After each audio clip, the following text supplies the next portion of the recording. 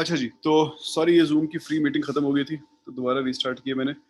तो मैं ये कह रहा था कि जूँ-जूँ आप अपना कॉन्फिडेंस इंटरवल बढ़ाते जाएँगे, तो अ, उसका मतलब है कि आप डेटा की रेंज बढ़ाते जा रहे हैं।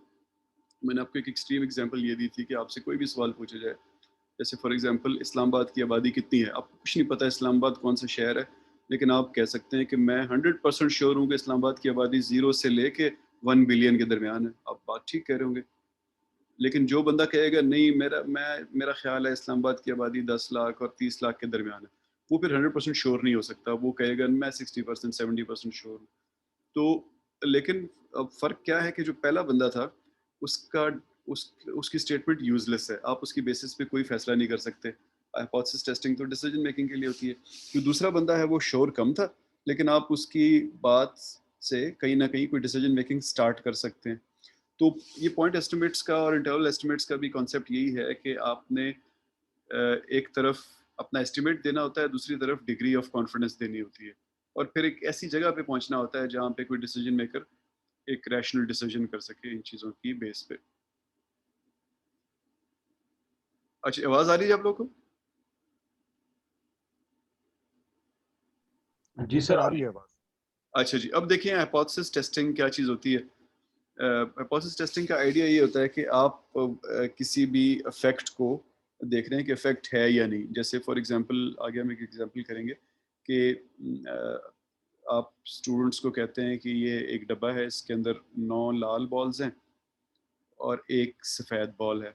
तो आप आँखें बंद करके एक बॉल निकालें और अपनी बॉल दिखाएँ कौन-सी है। तो अब सवाल ये है कि स्टूडेंट भी 10 हैं और ये बॉलें भी 10 हैं। सब एक-एक बॉल निकालेंगे। तो कितने स्टूडेंट सफ़ेद बॉल निकालेंगे जिससे आपको लगेगा कि चीटिंग कर रहे हैं? क्योंकि स्टैटिस्टिकली तो सिर्फ़ चूँकि 9 बॉलें हैं और 10 बॉलें हैं जिनमें से 9 लाल हैं और 1 सफ़ेद है, तो सिर्फ़ 10% चांस है कि कोई स्टूडेंट अ, लाल बॉल निकालेगा। तो ये 10 के 10 स्टूडेंट्स एक-एक बॉल निकालते हैं और पता चलता है कि उनमें से 3 ने लाल बॉल व्हाइट बॉल निकाल दी। तो क्या आप समझेंगे कि उसने आँखें खोल के देखा था, चीटिंग की थी? या 4 पे आप समझेंगे या 5 पे समझेंगे? तो सवाल ये था कि डिड द स्टूडेंट्स चीट? तो हाइपोथेसिस आपको बताती है कि येस चीटिंग हुई है कि नहीं हुई? या आपके ख़्याल में डेटा बता रहा है कि चीटिंग हुई है या नहीं हुई है? अब इस हाइपोथेसिस टेस्टिंग के 4 स्टेप होते हैं। पहला स्टेप होता है कि आप नल और अल्टरनेटिव हाइपोथेसिस डिफाइन करते हैं। फिर आप फैसला करते हैं कि कौन सी टेस्ट स्टैटिस्टिक के बेस पे हम आगे चलेंगे।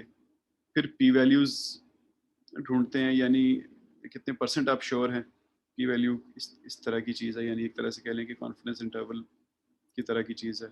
और उस इंटरवल को किस चीज़ के अगेंस्ट टेस्ट करेंगे उसको कहते हैं सिग्निफिकेंस लेवल। अब इन चारों को हम क्विकली एक-एक करके देखते हैं चीज़ क्या है। Null and alternate hypothesis, basically आप करते क्या हैं कि अपने रिसर्च क्वेश्चन को हाइपोथेसिस में, नल या अल्टरनेट हाइपोथेसिस में कन्वर्ट करते हैं।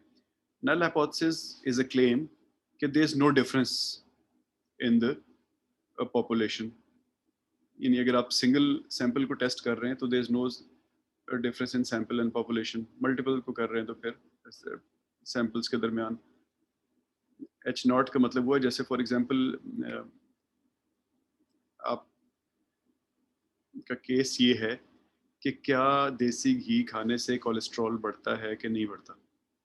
तो आपकी नल हाइपोथेसिस कहेगी कि जो लोग दिन में 25 ग्राम देसी घी खाते हैं, उनको कोई फ़र्क नहीं पड़ता उनके कोलेस्ट्रॉल पे। अब अल्टरनेटिव हाइपोथेसिस कहेगी नहीं, ये गलत कह रहा है, एच नॉट इज़ फॉल्स। बस दैट इज़ इट। अब इस अल्टरनेट हाइपोथेसिस को बहुत ज़्यादा मैथमेटिकली नहीं देखा जाता, कि सिर्फ नल पे ही एनालिसिस किया जाता है, और ऑब्वियसली अगर नल अप्रूव हो जाए तो इसका मतलब है अल्टरनेट गलत थी, और नल ना अप्रूव हो इसका मतलब है अल्टरनेट ठीक थी। फिर आप क्या करते हैं कि आप डेटा कलेक्ट करते हैं और एच नॉट के अगेंस्ट एविडेंस लेने की कोशिश करते हैं। ये ऑब्वियसली एविडेंस तो आप जो होता है वही लेते हैं, कोशिश पर्टिकुलर डायरेक्शन में नहीं करते, लेकिन आइडिया ये होता है कि आपने एक्चुअली तो कोई डिस्कवरी करनी होती है ना, वरना ये सवाल ही शुरू ना होता। यानी ये किसी ने घी घी खाया होगा, उसको कोलेस्ट्रॉल बढ़ा होगा, तभी आपने रिसर्च क्वेश्चन शुरू किया। अगर घी खाते रहें लोग और कोलेस्ट्रॉल ना बढ़े, फिर तो ये इस रिसर्च की तुक ही नहीं बनती। तो रिसर्च होती ही तब है जब किसी रिसर्चर को एक हंच होता है कि नहीं यार ये इस जगह पे ये रिलेशनशिप बन रहा है, तो लेकिन हमेशा शुरू वो नल से ही करता है, नल हाइपोथेसिस से। अब हो सकता है आपसे कोई पूछे कि ये नल से क्यों शुरू करते हैं जब उसको पता है कि ये रिलेशनशिप है। तो इसके दो तीन जवाब हैं, लेकिन बड़ी बड़ी बात ये है कि जो सबसे आखिरी लाइन लिखी हुई है कि it is much like innocent until proven guilty, यानी आप एक्सपेक्ट नहीं करते कि आपके आपके क्लेम को सही माना जाए जब तक आप डेटा से उस चीज़ को प्रूव नहीं करेंगे। दूसरी चीज़ ये, आवाज़ आ रही है जी सब लोग को? जी सर, आ रही है। अच्छा, दूसरी आ चीज़ रही है सर। दूसरी चीज़ ये कि ये एक तरह से रिसर्चर की ह्यूमिलिटी को भी बताता है कि रिसर्चर जो है वो कोई ऐसे शेखियाँ नहीं बगा रहा, उसको हंच हुआ है लेकिन फिर भी वो कह रहा है मैं गलत हूँ, लेट्स सी द डेटा, मैं प्रोबेबली गलत हूँ, लेट्स सी द डेटा। तो आपकी ह्यूमिलिटी को भी ये जाहिर करता है। और दूसरी तरफ इनोसेंट अंटिल प्रूवन गिल्टी की एनालॉजी है। एग्जाम्पल नल और ऑल्टरनेट की देख लें कि आपका रिसर्च टॉपिक क्या था, सिर्फ पहली लाइन को पढ़ें खाली। तो आपका रिसर्च टॉपिक था सैचुरेटेड फैट कंजम्पशन, यानी देसी घी खाना या कोई और घी खाना, इंक्रीजेज एलडीएल कोलेस्ट्रॉल लेवल्स, जो कोलेस्ट्रॉल का एक एलडीएल लेवल होता है उससे बढ़ जाता है फैट खाने से। अब फिलहाल ये सवाल खाली टेक्स्ट की शक्ल में, आप एक्सपेरिमेंट क्या करेंगे कि आप लोगों को जो 13 ग्राम सेचुरेटेड लेवल, एक फैट्स खाने का एक लेवल है जो कोई भी इंसान सेफली खा सकता है, उससे 30% ज़्यादा फैट खिलाएंगे फॉर सम डेज। ये आपका एक्सपेरिमेंट है। आपकी नल हाइपोथेसिस कहेगी subjects who consume 30% above 13 gram will not have significant high LDL levels। जो 146 एक एडल्ट के लिए एक लेवल है जिसको कहते हैं कि ये नॉर्मल है, उससे ऊपर नहीं जाएगा। ऑल्टरनेट हाइपोथेसिस कहेगी नहीं, वो उसके ऊपर जाएगा। Saturated fat will have significantly high LDL levels above 146। तो नल हाइपोथेसिस को मैथमेटिकली लिखेंगे H नॉट म्यू, यानी mean of all those people जो जिन्होंने ये फैट खाया, इज 146, यानी कोई फर्क नहीं है। एवरेज बंदे का जो नहीं खाता, 13 ग्राम तक खाता है, उसका भी 146 है, और जिन्होंने 30% खाया उनका भी 146 है।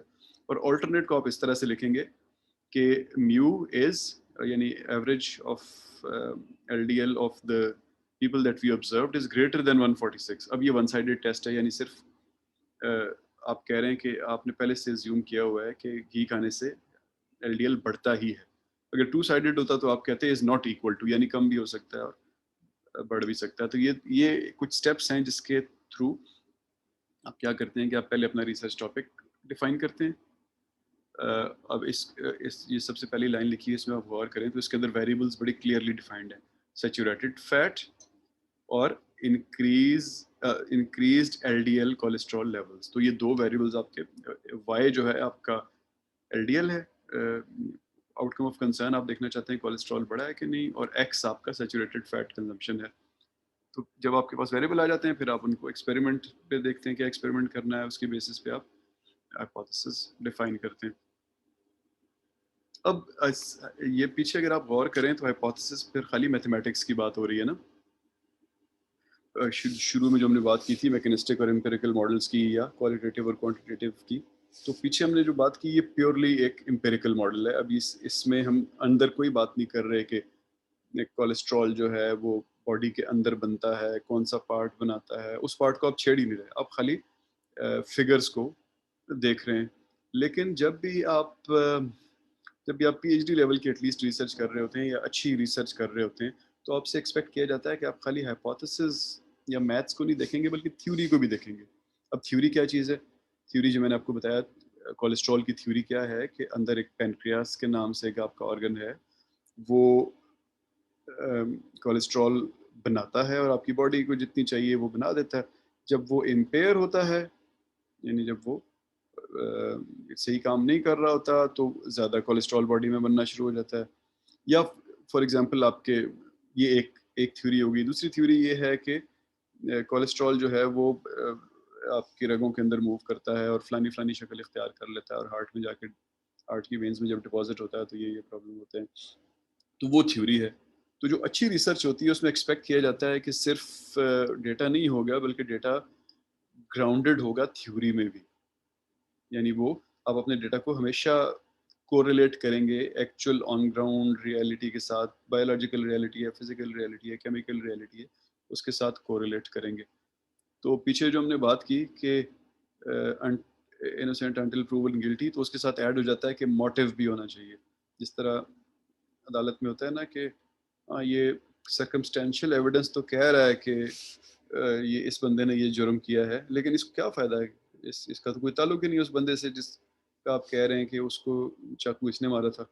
ये कोई और बंदा है, वो कोई और बंदा है, ये क्यों मारेगा? ये तो जस्ट वहाँ से गुज़र रहा था। लेकिन अगर आपको ये एविडेंस मिल जाए कि कल इनमें ₹100 की ट्रांज़ैक्शन हुई थी जिसमें ए ने बी को ₹100 नहीं दिए थे और बी गुस्से में था, तो फिर आपको मोटिव भी मिल जाता है। तो इसी तरह थ्योरी में आपको थ्योरी भी चाहिए होती है और स्टैटिस्टिकल डेटा भी चाहिए होता है। उसको हम कहते हैं ये बहुत अच्छी रिसर्च है। जो बिल्कुल बेसिक लेवल की रिसर्चेज़ होती हैं उनमें हम खाली डेटा पे ही एनालिसिस करके आगे निकल जाते हैं। अब यहाँ पे जो मैं आपको एग्ज़ाम्पल बता रहा था, ये वो एग्ज़ाम्पल है कि 50 स्टूडेंट्स हैं आपकी क्लास में और आप उनको प्राइज़ देंगे अगर वो ऑरेंज बॉल निकालें एक बैग में से जिसके अंदर 10 में से 9 बॉलें सफ़ेद हैं। 9 सफ़ेद, 1 ऑरेंज। तो अगर जिसने ऑरेंज निकाल लिया उसको आप प्राइज़ देंगे और वो एक बार खाली निकाल सकते हैं बॉल। और पीछे एक बूथ है, वो उसमें से बॉल निकालेंगे और हाथ ऊपर करके आपको दिखा देंगे कि मेरा ये वाला बॉल निकला है। और आप ये नहीं देख सकते कि उन्होंने किया क्या, यानी आंखें खोली या नहीं, या अंदर से ढूंढा बॉल या नहीं ढूंढा, आगे एक पर्दा सा लगा हुआ है। और वो बच्चा जीत जाएगा जिसने ऑरेंज बॉल निकाला। अब सवाल ये है कि we want to know if significant amount of cheating took place, तो क्या करें? तो टेस्ट यहाँ पे फिर हम एक डिज़ाइन करते हैं कि हम पहले एच नॉट नल हाइपोथेसिस ये रखते हैं कि नो बॉडी चीटेड, यानी देर इज नो डिफरेंस, बच्चे बिल्कुल ठीक हैं, ठीक बच्चे चोरी चीटिंग नहीं करते, इन्होंने भी चीटिंग नहीं की हुई, no one cheated. If H naught is true, तो कितने परसेंट बच्चे जो हैं, how many of the 50 students, if अगर ये बात सच है कि किसी ने चीटिंग नहीं की, तो कितने बच्चों ने फिर विनिंग बॉल सिलेक्ट की होगी? 50 बच्चे हैं, एक 1 आउट ऑफ 10 बॉल्स हैं जो जिस पे प्राइज मिलना है, तो for every 10 there should be one but kid, ऐसा ही है ना जी? For every 10 there should be one boy और girl who select the orange ball. Yes, बिल्कुल ठीक सर। ठीक है, यानी ओवरऑल 50 में से 5 बच्चे होंगे जो ऑरेंज निकालेंगे और बाकी सारे वाइट निकालेंगे, अगर if we go by stats. तो अब सवाल ये है कि अगर 6 बच्चों ने निकाल लिया, जो बॉल ऑड बॉल था, शायद पिंक पिंक बॉल था, अगर 6 बच्चों ने निकाल लिया 5 के बजाय, तो हम क्या कहेंगे, चीटिंग हुई या नहीं हुई? तो हमारी, सर हुई। है ना, तो हमारी एक्सपेक्टेड फ्रीक्वेंसी थी 5, एक्सपेक्टेड फ्रीक्वेंसी थी 5 और ऑब्जर्व फ्रीक्वेंसी हो गई 6। तो जैसे फॉर एग्जांपल मैं कहता हूँ कि नहीं 6 पे हुई, तो इसका मतलब है मैंने मैंने बहुत सख्त क्राइटेरिया रखा हुआ है। तो यार एक आध तो आगे पीछे हो ही जाता है। एक और बंदा कहता है नहीं, जब तक 9 पिंक बॉलें नहीं निकलेंगी मैं नहीं कहूंगा कि चीटिंग हुई है। एक और बंदा कहता है नहीं, जब तक 12 या 15 नहीं होंगे मैं ये नहीं कहूंगा, क्योंकि रैंडमनेस होती है, हो सकता है बार बार एक बच्चे, जैसे आप कॉइन को टॉस करते हैं ना 10 दफा, तो बड़ा रेयर होता है कि 5 हेड और 5 टेल आए, कभी कभी 7 7 8 8 हेड और टेल भी आ जाते हैं, हालांकि बिल्कुल रैंडमली हो रहा होता है। तो अब जूं जूं हमारी ऑब्जर्व फ्रीक्वेंसी एक्सपेक्टेड फ्रीक्वेंसी से दूर होती जाती है, हमें हमारा शक बढ़ता जाता है कि चीटिंग हुई है। जैसे 6 पे थोड़ा सा शक हुआ, 7 पे और ज़्यादा होना शुरू हो जाएगा, एंड सो ऑन। तो इसकी ज़रा मैथमेटिक्स देखते हैं। अब यहाँ तक हम पहुँचे थे सिर्फ हाइपोथेसिस टेस्टिंग पे, एच नॉट और एच वन डिफाइन करने पे। अब दूसरा स्टेप ये था कि देखें कि टेस्ट करना कौन सा है। अब टेस्ट जनरली यानी आप मैंने बहुत रेयर देखा है कि इन 4 टेस्ट्स और कोरिलेशन टेस्ट के अलावा, यानी इन 5 टेस्ट के अलावा किसी और टेस्ट की कभी ज़रूरत पड़ती हो। एक को कहते हैं टी टेस्ट या टी वैल्यू, टी टेबल्स होते हैं जिनके अंदर से निकाला जाता है, ये रिग्रेशन वगैरह में यूज़ होते हैं। फिर जी वैल्यू जो है नॉर्मल डिस्ट्रीब्यूशन के लिए स्टैंडर्ड टेस्ट है। फिर एफ वैल्यू, ये एक और टेस्ट है, ये अनोवा मनोवा और यानी एनालिसिस ऑफ वेरिएंस के लिए इस्तेमाल होता है। और आखिरी वाला है चाय स्क्वायर टेस्ट, ये कोरिलेशंस के लिए नॉन पैरामेट्रिक डेटा यानी नॉर्मल डेटा ना हो अ, उसके लिए इस्तेमाल होता है। तो हमारे केस में चूंकि ये हमें नहीं पता कि ये नॉर्मल डेटा है या नहीं है, तो हम चाय स्क्वायर टेस्ट इस्तेमाल करते हैं, और है भी सिर्फ 50 बच्चे हैं। तो अज्यूम अभी किसके लिए कौन सा टेस्ट इस्तेमाल करना है, किस केस के लिए, एक्सेप्ट ये इटसेल्फ एक साइंस है, लेकिन इट्स अ गुड आइडिया कि बड़े डेटा के लिए आप नॉर्मल से शुरू करें, जी टेस्ट से या टी टेस्ट से। अगर रिग्रेशन कर रहे हैं, रिग्रेशन नहीं कर रहे तो सिर्फ जी टेस्ट यूज़ करें, और छोटे डेटा के लिए यानी नंबर ऑफ ऑब्जर्वेशंस कम हो तो चाय स्क्वायर से शुरू करें। अगेन जैसा मैंने आपको शुरू में कहा कि रिगर लाने के लिए आपको मल्टीपल चीज़ें भी करनी पड़ती हैं और फिर देखना पड़ता है कि कौन ज़्यादा कंफर्म कर रहा है। यहाँ पे हमने देखा कि हम चाय स्क्वायर करते हैं और हम अज्यूम करते हैं कि विनर 5 होने चाहिए थे, लेकिन 10 विनर्स हैं, 10 बच्चों ने बॉल निकाल लिया, तो उसका चाय स्क्वायर टेस्ट करते हैं। अब ये जो एफ ओ और एफ ई लिखा हुआ ये है फ्रीक्वेंसी ऑब्जर्व्ड और फ्रीक्वेंसी एक्सपेक्टेड। एक्सपेक्टेड हमारी 5 थी, यानी हमें 5 बच्चे एक्सपेक्ट कर रहे थे कि हम वो बॉल निकालेंगे ऑरेंज वाला, और ऑब्जर्व हमने किया कि 10 ने निकाल एक्सक्यूज लिया। मी सर, जी जी सर मैं आई डिस्टर्ब, मैं एक छोटा सा सवाल इधर जी जी, आ तो श्योर मैंने श्योर। ये कहा था कि 6 के ऊपर लगता है कि चीटिंग हुई है। जी बिल्कुल। आप वाली बात सही है, माइंड फिक्स कर दिया कि ये this is the disturbance is only cheating, जी लेकिन ये डिस्टर्बेंस कुछ और भी तो हो सकती है। इट सेज के when it goes from 5 to 6 it means there is some disturbance, it can be cheating और समथिंग एल्स। बिल्कुल ऐसे ही है, बिल्कुल ऐसे ही है। तो बस हम उसी तरफ जा रहे हैं आस्ते आस्ते, इंशाल्लाह यही समझने की कोशिश कर रहे हैं। जी ठीक है सर। अच्छा जी, तो ये आपके सामने चाय स्क्वायर का फॉर्मूला आ गया कि ऑब्जर्व्ड और एक्सपेक्टेड फ्रीक्वेंसी जो 10 और 5 है, उसको फॉर्मूला में डालें तो आपका जो जवाब आएगा वो आएगा 5.5। 10 बच्चों ने जब ऑरेंज बॉल निकाला तो हमारा चाय स्क्वायर स्टेटिस्टिक आई 5.5। अब ये 5.5 कोई प्रोबेबिलिटी या वो नहीं है, फिलहाल वैल्यू नहीं है, ये सिर्फ टेस्ट की स्टेटिस्टिक है।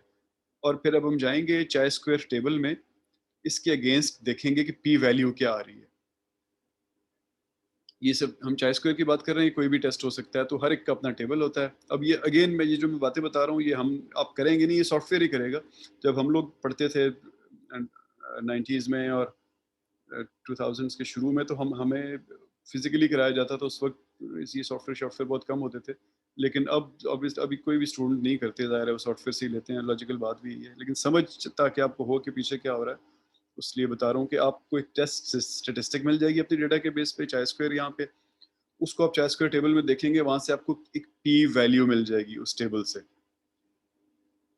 जिसमें क्रिटिकल वैल्यूज होती हैं फॉर डिफरेंट अल्फा लेवल्स, 0.1 0.2 0.3 0.4, इस तरह उसकी भी सब डिवीजन होती है, 0.01 0.01 2 एंड सो ऑन। और उस आप कोई ना कोई अल्फा लेवल रखते हैं। नॉर्मली अल्फा लेवल 5 0.05 रखा जाता है, यानी 5% रखा जाता है। तो आप 5% में जब इसको देखेंगे 5.5 को, तो आपको पता चलेगा कि आपकी क्रिटिकल वैल्यू 3.841 है। क्रिटिकल चाय square value is 3.841। In other words, अगर आपकी ऑब्जर्व्ड वैल्यू, यानी अब 5.5 को आपने नहीं रखा, आपने 0.05 के अगेंस्ट देखा कि क्रिटिकल वैल्यू 3.841 है।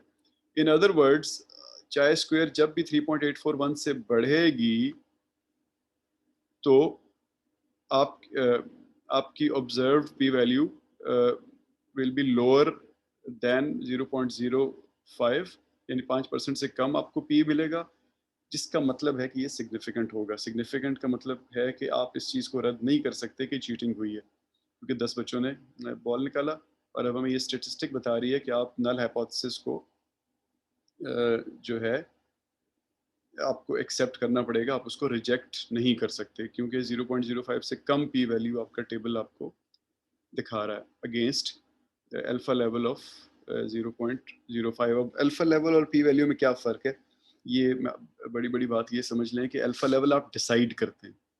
जैसे हमने पीछे कहा था ना कि एक बंदा कहता है कि मैं तो 6 बच्चों पे जो ही हुई मैं कहूँगा चीटिंग हो गई है। उसने फैसला कर लिया, क्यों? क्योंकि वो बहुत स्ट्रिक्ट डिसिप्लिनरियन है। वो कहता है नहीं, थोड़ी-सी गड़बड़ हुई मैं कहूँगा चीटिंग। ये स्ट्रिक्ट बंदा है, उसने अल्फा लेवल अपना बहुत टाइट रखा हुआ है। एक और बंदा कहता है नहीं, मैं तो आर्ट, मैं ज़रा लाइट बंदा हूँ, मैं बच्चों का ख्याल रखता हूँ, तो मैं आर्ट से ऊपर कहूँगा। अब ये तो खाली हमारे केस में हो गया, लेकिन प्रैक्टिकली क्या होता है कि आपका क्वेश्चन जो होता है वो बाय नेचर किसी सीरियस डिसीजन का होता है ना। जैसे जहाज उड़ रहा है, तो मैं अल्फा लेवल क्या रखूं? अगर मैं कहूंगा कि बस एक बार भी बेरिंग स्लिप हुआ मेरे गैस टरबाइन का, तो मैं नहीं उड़ने दूंगा जहाज, क्योंकि 300 लोगों की जाने जा रही हैं।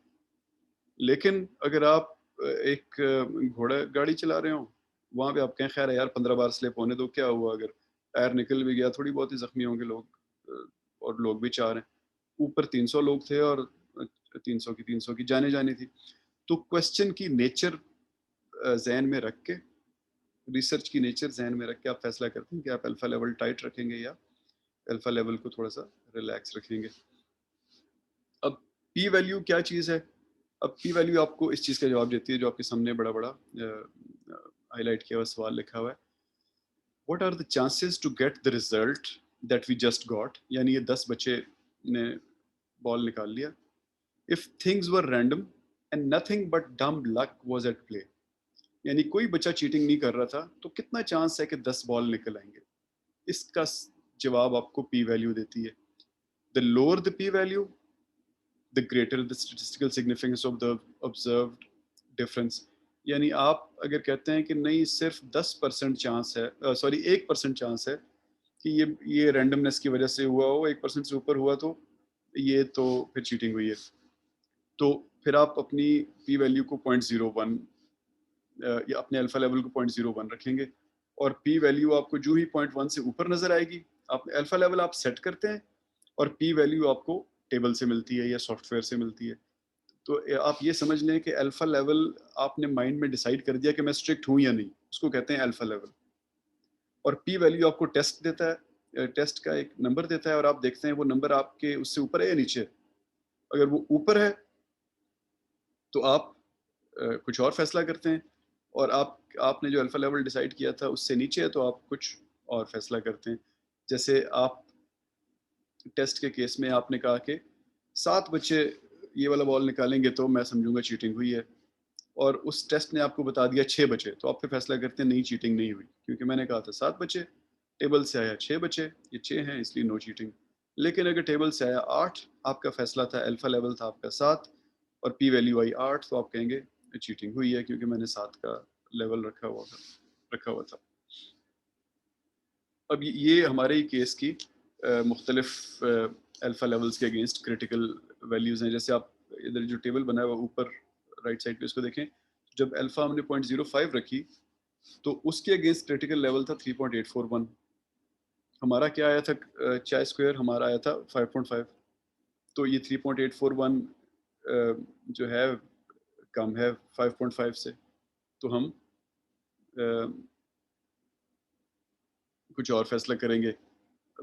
अगर हम अल्फा लेवल 0.02 रखेंगे तो 5.4 आ गया, वो भी हमारी चाय स्क्वायर वैल्यू उससे भी ज़्यादा आई है, तो हम कुछ और करेंगे।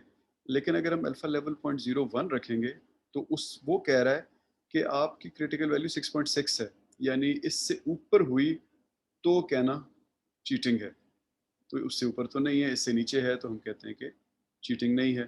तो हर अल्फा लेवल के लिए आप चूंकि अल्फा लेवल आपने रखना है, स्टैट टेबल से आनी है, और फिर आपने फैसला करना है कि चीटिंग हुई है या नहीं हुई।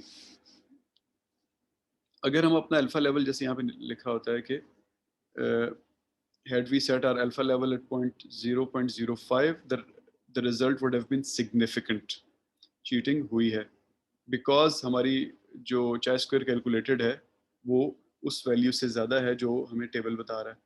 इसी तरह 0.02 रखी तो भी सिग्निफिकेंट आ गया है, लेकिन 0.01 रखी तो सिग्निफिकेंट नहीं आया। अब सवाल यहाँ पे साइड पे 2 लिखे हुए हैं कि what if we change the alpha level. तो अल्फा लेवल बढ़ा देंगे तो ज़ाहिर है क्रिटिकल वैल्यू चेंज हो जाएगी, और जितना आप उसको बढ़ाते जाएंगे ये टिक लगते जाएंगे, क्योंकि आपकी ये और नीचे जाती जाएगी क्रिटिकल चाहे स्क्वायर वैल्यू। ये इसको आप कंपेयर करें उसी चीज़ से जो हम शुरू में कह रहे थे कि इस्लामाबाद की कितनी आबादी है। तो आप बेसिकली कर क्या रहे हैं कि आप अपनी रेंज बढ़ा रहे हैं, अल्फा लेवल बढ़ाने से अपनी रेंज बढ़ा रहे हैं कि मैं ये भी एक्सेप्ट कर लूँगा, ये भी एक्सेप्ट कर लूँगा, ये भी एक्सेप्ट कर लूँगा। 0 से लेके 1 अरब तक इस्लामाबाद की आबादी है, तो वो जो भी आबादी आएगी आपकी रेंज में आ जाएगी। लेकिन जो आप नीचे आते जा रहे हैं, अपना अल्फा लेवल कम करते जा रहे हैं, आपकी एक्सेप्टेंस की रेंज कम होती जा रही है। अगला सवाल ये है कि what factors should be considered while setting alpha level. अब ऑब्वियसली जैसे हमने कहा कि अल्फा लेवल फैसला करता है कि आप कितने स्ट्रिक्ट होंगे व्हाइल मेकिंग अ डिसीजन। तो इसका जवाब ये है कि वो क्रिटिकलिटी ऑफ द क्वेश्चन पे डिपेंड करता है। फॉर एग्जांपल अगर जहाँ पे बहुत ज़्यादा खर्चा हो जाएगा इफ़ यू वेंट रॉन्ग, तो आप अल्फा लेवल टाइट कर देते हैं। किसी की जान चली जाएगी, आप अल्फा लेवल टाइट कर देते हैं। लेकिन अगर सवाल ऐसा है कि थोड़ी सी खांसी हो जाएगी किसी को, थोड़ा सा कोई जो है पेट्रोल ज़्यादा इस्तेमाल हो जाएगा, तो वहाँ पे आप अल्फा लेवल को ज़रा लिबरल कर देते हैं, ताकि आप ज़्यादा डीपली एनालिसिस कर सकें चीज़ों को। अब ये इंपॉर्टेंट चीज़ है, इसको देखिएगा ज़रा। अगर आप कि एच नॉट ट्रू थी, यानी देयर वाज नो चीटिंग, और आप फैसला करते हैं कि ठीक है जी एच नॉट ट्रू थी, देयर वाज नो चीटिंग, तो उस चीज़ उसको हम कहते हैं कि सही फैसला हो गया। ये आपके टेबल के अंदर इस टेबल को देखिए, ये जो सेंटर ये वाले जो 4 सेल्स हैं इनको देखिएगा। अगर H not it self true थी और आपने उसको रिटेन कर लिया तो ठीक हो गया। अगर एच नॉट गलत थी, एच नॉट गलत थी और आपने एच नॉट को रिजेक्ट भी कर दिया तो भी ठीक कर दिया। गलत थी रिजेक्ट कर दिया, सही थी एक्सेप्ट कर लिया, सब ठीक है। लेकिन अगर एच नॉट गलत थी, यानी आपने कहा बच्चों ने चीटिंग, आपने एच नॉट रिटेन कर लिया, आपने कहा बच्चों ने चीटिंग नहीं की, लेकिन एक्चुअली बच्चों ने चीटिंग की थी, तो उस चीज़ को हम कहते हैं टाइप 2 एरर। When H naught was actually false but you retained it. और दूसरी तरफ आप कहते हैं एच नॉट एक्चुअली सही थी, यानी बच्चों ने चीटिंग नहीं की, लेकिन आपने उसको रिजेक्ट कर दिया और आपने कहा नहीं चीटिंग हुई है, तो इसको कहते हैं टाइप 1 एरर। ये 2 एरर्स आप पोटेंशियली कर सकते हैं किसी भी रिसर्च में, यानी हकीकत जो थी उसको आप सही रिफ्लेक्ट कर सकते हैं, या सही हकीकत जो हकीकत हकीकत नहीं थी और आप कहें नहीं वो हकीकत है, उसको आप वो भी आप कर सकते हैं, उसको टाइप 2 कहेंगे। तो in other words probability of a type 1 error, यानी एच नॉट को रिजेक्ट करना एक्चुअली जब उसको रिजेक्ट नहीं होना चाहिए था, उसको हम अल्फा कहते हैं। और प्रोबेबिलिटी ऑफ टाइप 2 एरर, यानी कि एच नॉट जो थी वो गलत थी लेकिन आप उसको गलत साबित नहीं कर सके, उसको हम बेटा कहते हैं। तो अल्फा और बेटा जो है वो टाइप 1 और टाइप 2 एरर्स की प्रोबेबिलिटी होती है। जो अल्फा होता है, अल्फा ये वही अल्फा है जिसका मैंने आपको थोड़ी देर पहले कहा था कि आप सेलेक्ट करेंगे कि मैंने अपने अल्फा लेवल क्या रखना है। तो अगर आप अपना अल्फा लेवल बहुत टाइट रख लेते हैं, बहुत यानी बहुत छोटा रख लेते हैं, इसको हम सिग्निफिकेंस लेवल भी कहते हैं, यानी हम किस पॉइंट पे कहेंगे कि ये चीज़ अब सिग्निफिकेंट है। यानी फॉर एग्जांपल आप गाड़ी चला रहे हैं, आपके पास एक मेहरान भी है, एक अल्टस भी है, एक लैंड क्रूजर भी है, और आपने एक पॉइंट रखा कि ये इतने लीटर पेट्रोल खाएगी, मैं यहाँ से इस्लामाबाद से कराची ड्राइव कर रहा हूँ। तो मेहरान जो है, अगर आपके ख्याल में उसने रास्ते में 100 लीटर पेट्रोल खाना था और वो 10% आगे पीछे होगी तो 110 लीटर खा लेगी। अल्टस ने 300 लीटर खाना था, वो 10% आगे होगी तो वो 30 लीटर एक्स्ट्रा खा लेगी। लैंड क्रूजर ने 1000 लीटर खाना था, वो 10% होगी तो वो 100 लीटर खा लेगी। तो आप हर जगह पे आप देखें तो क्रिटिकलिटी अलग अलग है इन तीनों केसेस में। तो फिर आप कहेंगे जब मेहरान की बात हो रही है तो मैं अपना अल्फा लेवल ज़्यादा रख लूँगा, कोई मसला नहीं, मैं 6-7% रख लूँगा, 6-7-8-10% एरर भी बर्दाश्त कर लूँगा। जब मैं अल्टस चला रहा हूँ नहीं, फिर मैं 5% रखूँगा, मैं नहीं बर्दाश्त करूँगा क्योंकि खर्चा बहुत होता है। और जब मैं लैंड क्रूज़र चला रहा हूँ फिर तो मैं 1% रखूँगा खाली, वो बिल्कुल बर्दाश्त नहीं कर सकता, बहुत ज़्यादा खर्चा हो जाएगा। तो इस तरह आप अल्फ़ा लेवल को सेट करते हैं और अगर आप अल्फ़ा लेवल को जो है वो गलत हो जाए, यानी आप उसने ज़्यादा खर्चा कर लिया और आप कह रहे हैं नहीं ज़्यादा खर्चा नहीं हुआ, तो आप टाइप 1 एरर कर रहे होंगे। और उसने ज़्यादा खर्चा नहीं किया और आप कह नहीं ज़्यादा खर्चा हो रहा है, तो आप टाइप 2 एरर कर लेंगे। अब यहाँ पे थोड़ा सा इन एरर्स के बारे में मैथमेटिकल डिटेल है। ये केस है जिसमें मीन 50 है, स्टैंडर्ड डेविएशन 2.5 है और आपने क्रिटिकल वैल्यूज रखी हैं 48.5 और 51.5। 50 मीन है, ये 50 मीन है, क्रिटिकल वैल्यूज रखी हैं आपने 48.5 और 51.5 और इसमें n यानी नंबर ऑफ डेटा जो है वो 10 है, n इज इक्वल टू 10। तो आप करेंगे क्या कि आप क्रिटिकल अल्फा लेवल निकालेंगे जी टेबल से। इस केस में ये आ गया दोनों साइडों पे 0.0287 और इन दोनों को जमा करें, यानी इस 0.0287 को और इसको, तो 0.0574 आ गया, यानी 5.74। तो अल्फा लेवल को देखने का एक और तरीका ये है कि ये आपको बताता है कि इतने percent of all random samples would lead to rejection of the hypothesis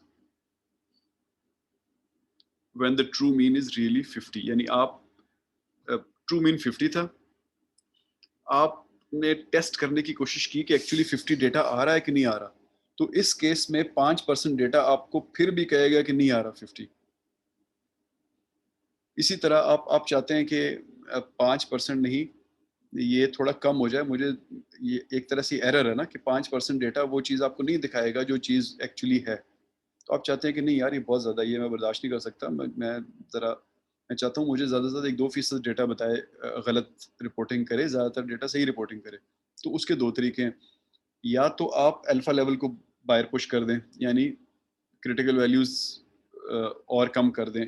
आप 51.5 के बजाय, जैसा हमने पीछे कहा कि पाकिस्तान इस्लामाबाद की आबादी 0 से 1 बिलियन के दरमियान है, तो अगर आप उसको बाहर स्ट्रेच कर देंगे तो गलती होने का चांस ही खत्म हो जाएगा। ठीक है जी। लेकिन ये गलती होने का तो चांस तो खत्म हो जाएगा, लेकिन बेटा एरर बढ़ जाएगी। आप डिसीजन क्या करेंगे उसके बेसिस पे, यानी आप फिर अगर अगर वाकई 50 मीन ना हुआ तो आप वो डिटेक्ट नहीं कर सकेंगे, क्योंकि आपने अपनी रेंज ही इतनी ज्यादा बढ़ा दी है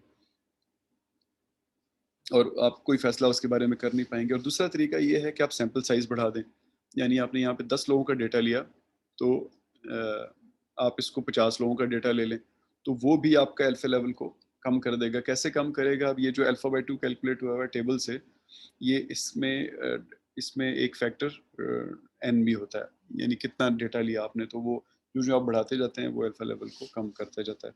तो ये जनरली ट्रू है हर हर मैथमेटिकल रिलेशनशिप के लिए, हर हाइपोथेसिस टेस्टिंग में, कि जो आप एन बढ़ाते जाते हैं, यानी डेटा सेट बढ़ाते जाते हैं, आपके एरर करने के चांस कम होते जाते हैं, क्योंकि आप ज़्यादा से ज़्यादा पॉपुलेशन को कवर कर रहे होते हैं।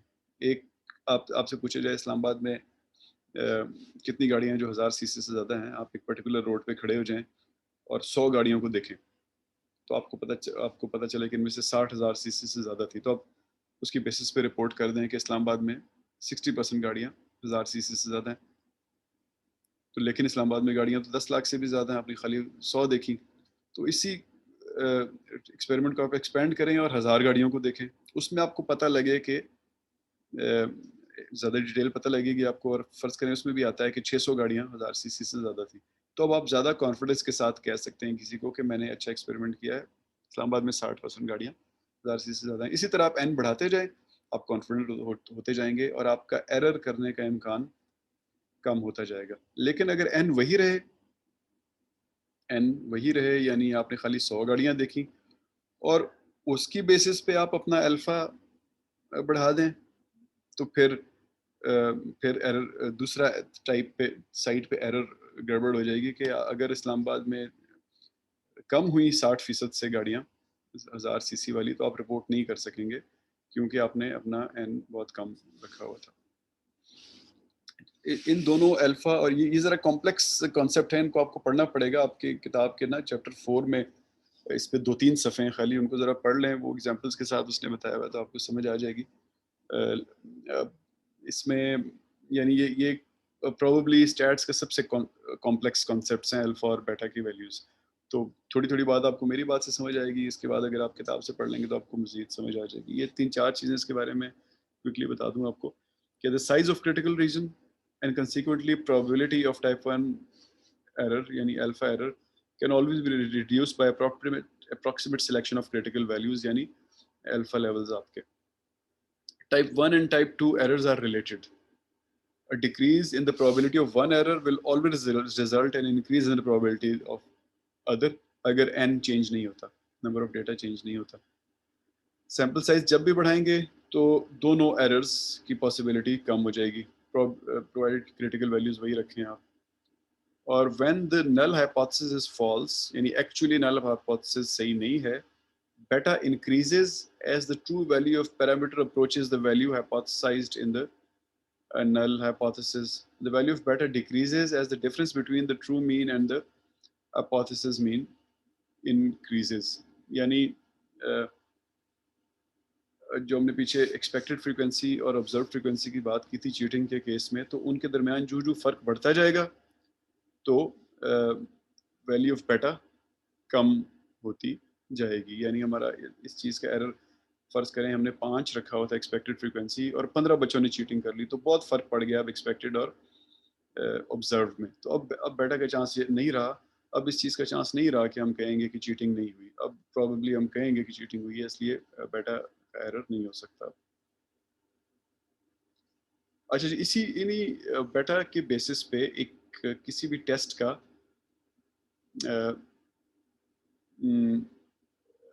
बल्कि आपसे कभी-कभी ना, आपसे ऑब्वियसली आपके कोई टीचर्स, आपके सुपरवाइजर सवाल पूछेंगे कि तुमने ये 30 लोगों का डेटा क्यों लिया, 60 का क्यों नहीं लिया, 100 का क्यों नहीं लिया, यानी 200 का लिया है तो 300 का क्यों नहीं लिया, 150 का क्यों नहीं लिया। तो उसका जवाब है कि जब भी आप सैंपल साइज किसी चीज़ का फैसला करने लगते हैं कि मैं कितना लूंगा, तो उसको आपने बेस करना होता है बेटा पे। पावर ऑफ अ टेस्ट क्या होती है? 1 माइनस बेटा। यानी एक टेस्ट कितना पावरफुल है वो 1 माइनस बेटा से पता कर चलता है। जितनी ज़्यादा पावर की वैल्यू होती है उसकी ability to detect even smallest differences वो बढ़ती जाती है।